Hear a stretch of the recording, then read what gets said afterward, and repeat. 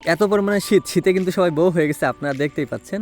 ভোর 4টার দিকে আমরা রান্না শুরু করলাম। কি সুন্দর পরিবেশ। বিসমিল্লাহির রহমানির রহিম। আসসালামু আলাইকুম। আজ কোনো খামারের ভিডিও দেখাবো না, আজ আমরা যাব পিকনিক সুন্দরবন অর্থাৎ করঞ্জলে। তো ওইখানে পিকনিকে গেলে কি সুবিধা হয় কি সমস্যা হয় সেটা বলার চেষ্টা করবো ইনশাআল্লাহ। প্রথমত আমরা আমাদের বাজার থেকে বাজার করে নিচ্ছি, তো যাবতীয় রান্না করার জন্য যা যা লাগবে সবকিছু আমরা আমাদের বাজার থেকে আমরা নিয়ে নিচ্ছিলাম। এখানে আরেকটা জিনিস ভুলে গেলে চলবে না, সেটা হচ্ছেন যে খাওয়ার যে পানিটা লাগবে, রান্না করার যে পানিটা লাগবে সেই পানিটা যেন সাথে করে নিয়ে যাওয়া হয়। তো এই জিনিসটা কিন্তু ভুলে গেলে চলবে না। করঞ্জলে খাওয়ার পানি পাওয়া যায় না, তো আমরা পানিটা সাথে করে নিয়ে যাব। তো আমরা এখন ট্রলারে উঠছি। এটা হচ্ছে রাত্রিবেলার দৃশ্য। আমরা কিন্তু রাত্রি রওনা দিয়েছিলাম করঞ্জলের উদ্দেশ্যে। এখন রাত 4টা বাজে। 4টার দিকেই মূলত যেখানে রান্না বান্না করতে হয় করঞ্জলে সেখানে আমরা পৌঁছাই গেছি। আমরা 4টার দিকে ট্রলার থেকে নেমে পেঁয়াজ রসুন ছোলা বাটা এইগুলো শুরু করে দিলাম। মাংস কাটা মাংস ধোয়া এবারের যে কাজকাম আছে সবগুলো আমাদের সকাল হতে হতে প্রায় হয়ে গেছিল। এইখানে মূলত আমরা পিকনিকে গিয়েছিলাম কয়েক বন্ধু মিলে, কোনো ফ্যামিলি ছিল না। এত পরিমাণে শীতে কিন্তু সবাই বউ হয়ে গেছে, আপনারা দেখতেই পাচ্ছেন। আমরা পিকনিকে গেছিলাম 5 তারিখে।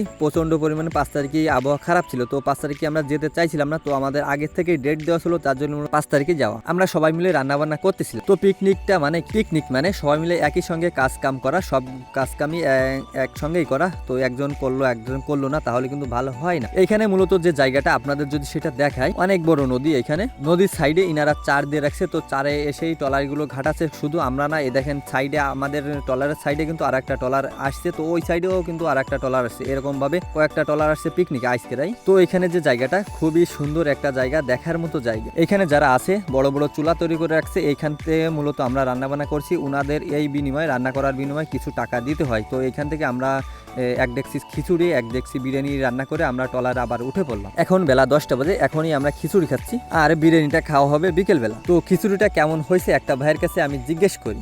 ভাইয়া, আমরা তো পিকনিকে আসছি, তো পিকনিকে এসে যে রান্নাটা কেমন হয়েছে? অসাধারণ। কিরকম স্বাদ লাগতেছে আপনার কাছে? অনেক মজা। কোনোটা বেশি কম কি হয়েছে? লবণ বেশি কিংবা একটু পুড়ে গেছে? সবকিছু ঠিক আছে। সবকিছু ঠিক আছে। খালি তোমার গন্ধ।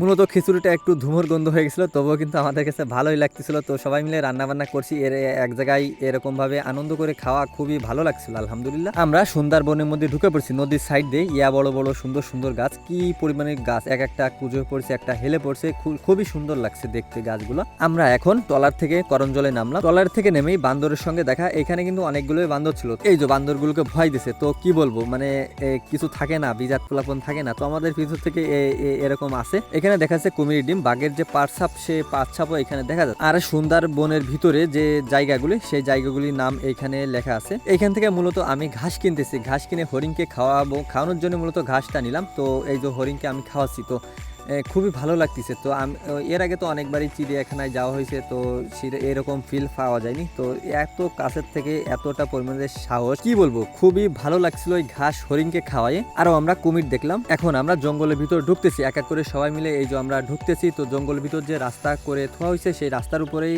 আমরা মূলত যাচ্ছি। জঙ্গলের ভিতরে পানি হয়ে গেছে, মনে হচ্ছে এইখানে জোয়ার ওঠে, তার জন্য মূলত এরকম পানি হয়ে গেছে। আমরা যখন গিয়েছিলাম তখন মনে হয় ভাটা ছিল, তো একটু পানি বাঁধানো ছিল। আরো আমরা জঙ্গলের ভিতরে একটা জিনিস দেখছিলাম, মধুর চাক। তো অনেক গল্প শুনছি যে জঙ্গলে মধুর চাক হয়, তো ছোট একটা মধুর চাক দেখছিলাম। এখন আমরা জঙ্গলের ভিতরে পুরোইটা ঢুকে পড়ছি। তো জঙ্গলের ভিতরে এতটা পরিমাণে গাছ, কি বলবো, খুবই ভয় করছিল, তবে কিন্তু আমরা ঢুকে পড়ছিলাম। তো এরকম ভাবে ঢোকা কিন্তু ঠিক নয়। তারপরে ওইখান থেকে আমরা চলে আসলাম ট্রলারে এসে এখন আমরা খাওয়া দাওয়া করতেছি। তো এখন মূলত আমরা বাড়ির উদ্দেশ্যে রওনা দিয়েছি। তো আমাদের পিকনিকটা কেমন লাগছে আপনাদের কাছে বলবেন। তো আমাদের কাছে খুবই ভালো লাগছে আলহামদুলিল্লাহ। তো কাজের পাশাপাশি এরকম পিকনিক করা ভালো। তো আমরা তো সবসময় পিকনিক করতে পারি না, বছরে একটা বার এরকম ভাবে দূরে যে পিকনিক করা হয়। খুদা হাফেজ।